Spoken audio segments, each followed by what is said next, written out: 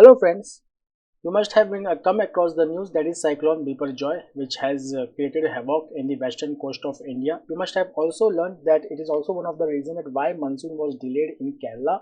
Normally the onset of monsoon is in the first week of June, but in this time the monsoon was delayed by a week because of Cyclone Biparjoy according to the Indian Meteorological Department. So in this video we are going to discuss Cyclone Biparjoy, and then we are also going to discuss that why cyclones are named such, what is the procedure for naming the cyclones. So let's start the video. So the first is about Cyclone Biparjoy and why it is in news. So recently the Indian Meteorological Department has predicted that the Cyclone Biparjoy is going to make a landfall in Kutch in Gujarat. So Cyclone Biparjoy is going to make a landfall in Kutch in Gujarat. Now the name Biparjoy, which means calamity or disaster in Bengali, has been suggested by Bangladesh. You must have also come across the name of the cyclone called as Cyclone Mocha. Now the Cyclone Mocha, it was originated in Bay of Bengal and it created havoc in Myanmar, Bangladesh and the eastern coast of India. And the Cyclone Mocha, the name was given by Yemen. Now if you will see the Cyclone Biparjoy, contrast to Cyclone Mocha, the Cyclone Biparjoy has originated in the east central Arabian Sea.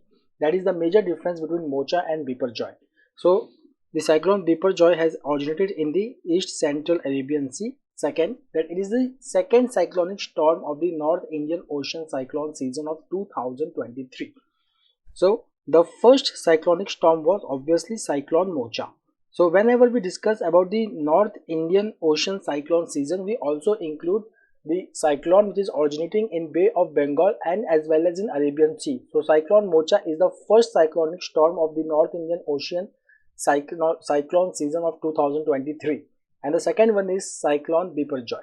Now the next is, you must have seen that the frequency of cyclone is very high in Bay of Bengal as compared to Arabian Sea. One of the main reasons for this is that if you will see the sea surface temperature difference between Arabian Sea and Bay of Bengal, it is 2 degrees Celsius. That is, the sea surface temperature in Bay of Bengal is 2 degrees Celsius higher than the Arabian Sea. So that's why you will see the frequency of cyclone is higher in Bay of Bengal as compared to Arabian Sea. But scientists say that though Arabian Sea witnessed fewer cyclones, but from past few years the frequency of cyclone itself in Arabian Sea has increased.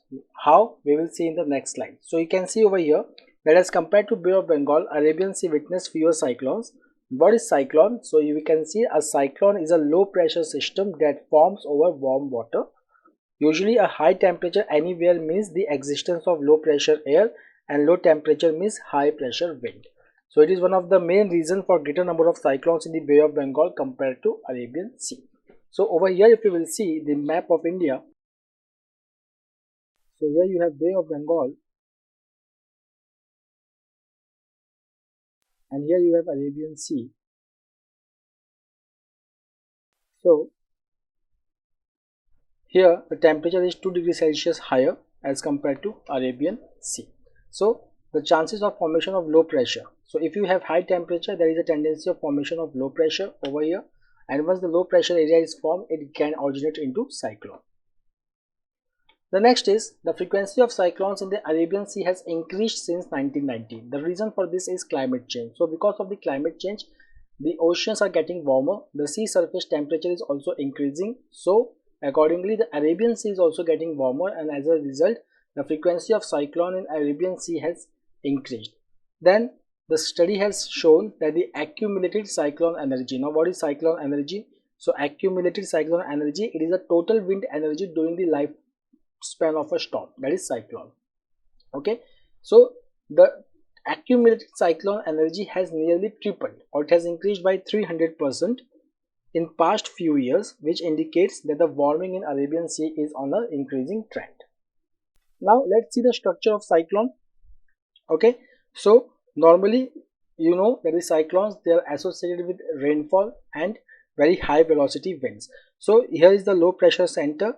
In the low pressure center you will see the air, they are converging and then they are spiraling upward.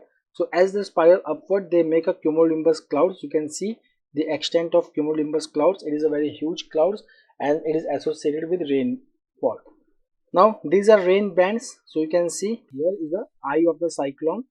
the eye of the cyclone is always calm. You will not see rainfall or wind in the eye of the cyclone, but around the cyclone, as you can see the wall, okay, so around this wall there is always the cumulonimbus clouds which are associated with rainfalls, which are called as rain bands. Now as the air are gushing towards the low pressure center and they are rising upward, so it also leads to storm surge in the coastal areas. Now if you will see, as you approach near to the eye, which is the calm zone, you will see the strength of the wind will start increasing, okay, and the ocean temperature, which is favorable for the formation of cyclone, is 26.5 degrees Celsius. Now this explains the reason that why mostly cyclone, typhoons, willies, they are confined in the tropical waters. Now the next is that how cyclones are named. So the story starts in 2000 when the member nations of World Meteorological Organization and ASCAP, they agreed to assign names to tropical cyclones which are originating in North Indian Ocean. Now this also includes Arabian Sea and Bay of Bengal. So every region they have RSMCs. What are RSMCs? These are regional specialized meteorological centers and tropical cyclone warming centers. They name every cyclone that is formed across the world.